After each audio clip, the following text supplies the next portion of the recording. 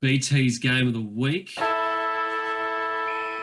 We love throwing you here, BT.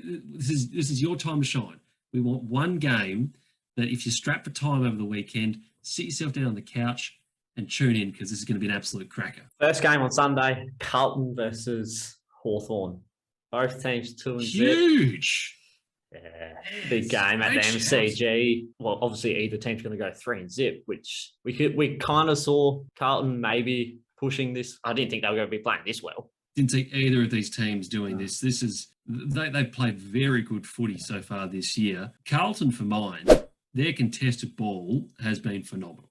Cripps has been a man possessed. Our man Matt Kennedy, who we pumped up in our Carlton preview video as our breakout player, he's looked phenomenal at the source as well. A couple of stats contested possession-wise in their first 2 weeks. Against Richmond round 1, they were plus 21 contested possessions and plus 18 clearances. And then they backed it up against the Dogs, who have a very good midfield, plus 38 contested possessions and plus 7 clearances. 38. They are some phenomenal numbers. Jeez, I thought it was good, but not that good. That is unreal. That is unreal stats-wise. So they are just winning the footy at the coalface, getting it forward, and giving those key forwards opportunities, Taz. They've got a dominant 2-pair up front, don't they? Yeah, Mackay and Kerno are just turning it on. I mean, Mackay's, we know what he's been able to do last year. It's a common medalist, but Kerno, he's been so unlucky with his injuries, and we're finally getting to see what his true potential is. And for footy's sake, I really hope he stays injury-free because he's an absolute freak when he's on.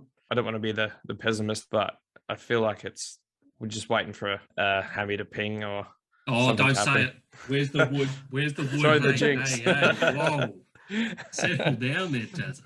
No need for that. BT, Hawks-wise, what do you like about the Hawks? It's purely the Sam Mitchell factor, how he played, that ball movement, hitting targets. And I've watched some behind-the-scenes videos from some Eagles players and stuff when he was coaching there and rate Sam Mitchell very highly on his coaching ability. Very good young team. They've got Gunston, obviously, turned it back on Saturday night. Bruce, popped up with his few goals as he does. I think they've got a good mix there. Can we just talk about Mitch Lewis for a second here? Yeah. I mean, that was a breakout game of all breakout games. Tazza, you must have been envious from a Port Adelaide point of view that he wasn't up your end of the field wearing a teal jumper. Yeah, he was clunking everything. It was pretty tough to watch from a Port Adelaide perspective, not being able to stop him. But yeah, he's going to be huge in a few years. And I think along with that, a lot of that Hawthorn team, they've really gone the youth route. It seems to be paying immediate dividends.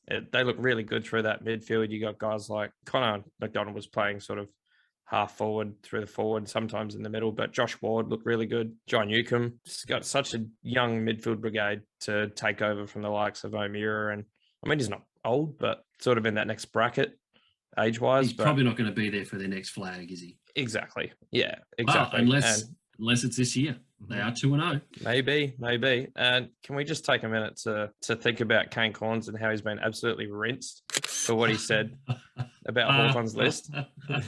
He's made some shit calls, but that's one of the shittest. I mean, everything could go balls up this year for Hawthorn, possibly, but he has got egg on his face in spades. That was a terrible call he made, saying pretty much Mitchell had been stitched up with that list. Yeah, I don't want to go throwing Kane under the bus too early because we've made some terrible calls on this show as well. We're going to come back and bite us. That's a guarantee. It's just, yeah, I mean, obviously them handing it to Port Adelaide by 64 points. It couldn't have happened to a worse team in Kane Corns' point of view.